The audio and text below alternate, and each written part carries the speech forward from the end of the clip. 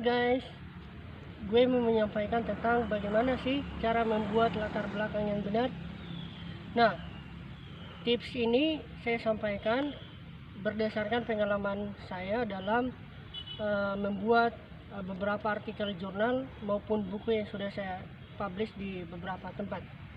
Yang pertama, tips membuat latar belakang yang baik adalah pertama, kita harus memiliki punya desain umum tentang apa yang kita mau bahas. Nah, di sini berhubungan dengan isu kontemporer atau isu fenomenal yang kita mau bahas. Nah, poin pentingnya adalah isu tersebut apa pentingnya untuk dibahas. Artinya, isu tersebut memiliki sumbangsi ilmiah, memiliki sumbangsi sosial terhadap fenomena yang terjadi. Artinya, ada hal yang harus dijawab di mana ada gap antara dasain dan dasolen, atau sederhananya ada gap antara abstraksi atau sesuatu yang abstrak yang belum ditahu dengan sesuatu yang seharusnya yang harus kita jawab.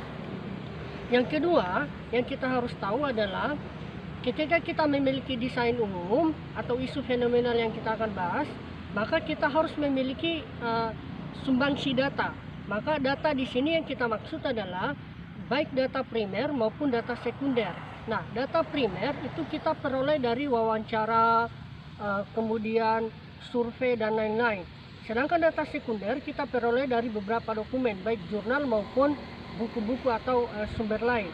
Nah, apa yang dimaksud dengan data? Data adalah sesuatu yang diperoleh dari observasi, wawancara, dan lain-lain. Atau data adalah sesuatu yang diperoleh di lapangan. Berbeda dengan fakta.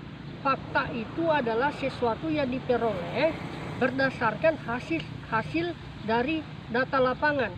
Fakta itu membenarkan data yang kita peroleh di lapangan. Nah, itu perbedaannya antara data dengan fakta.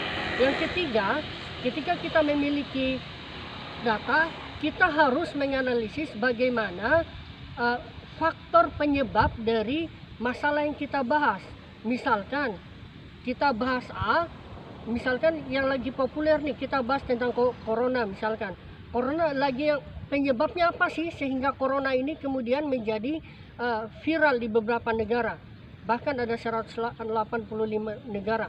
Nah, setelah kita tahu tentang apa masalahnya, apa penyebabnya, maka kita harus mendesain atau mengetahui konsekuensinya. Apa sih konsekuensi dari corona ini ketika misalkan persoalan ini tidak dijawab. Nah, tugas peneliti di sini yaitu menjawab persoalan. Nah, konsekuensi inilah baik berhubungan dengan sosial, ekonomi, politik, militer, dan lain-lain. Konsekuensi selalu berhubungan dengan bidang tertentu. Yang poin berikutnya adalah ketika mau membuat latar belakang yang baik adalah berhubungan dengan kita memiliki pendekatan ilmiah atau secara teoritikal kita memiliki teori atau metode penjelasan dari masalah tersebut.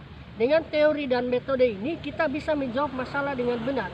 Data-data yang kita peroleh di lapangan, data-data yang kita peroleh dari sumber-sumber buku atau jurnal itu kita olah lagi menjadi sebuah analisis yang baik sehingga kita membutuhkan pisau analisis yang disebut dengan teori atau konseptual. Nah, yang poin terakhir adalah kita memiliki batasan persoalan yang kita mau bahas sebelum kita merumuskan masalah. Nah, kenapa batasan ini penting? Karena kita bukan manusia yang memiliki banyak ilmu kanuragan, sehingga kita memiliki batasan tertentu di poin mana kita bisa membatasi penelitian kita. Batasan itu biasanya diidentikan dengan tahun tertentu, misalkan 2014, 2019, rentan waktunya misalkan yang paling banyak dipakai itu 5 tahun. Tetapi bisa juga batasan itu menunjukkan lokasi, contoh Indonesia, suatu daerah tertentu misalkan Kabupaten Muna, atau isu kajian batasan tertentu, misalkan isunya tentang lingkungan, isunya tentang ekonomi, itu berhubungan dengan batasan.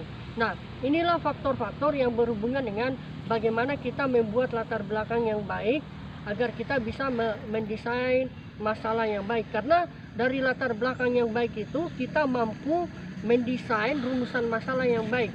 Kata kuncinya adalah kita mungkin mudah merumuskan jawaban, tetapi tidak mudah merumuskan masalah.